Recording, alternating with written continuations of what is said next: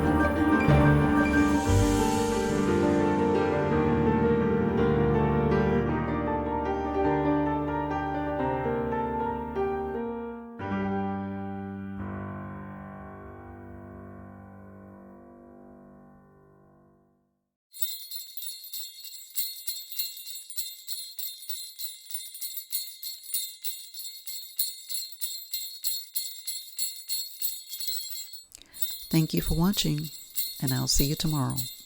Happy holidays.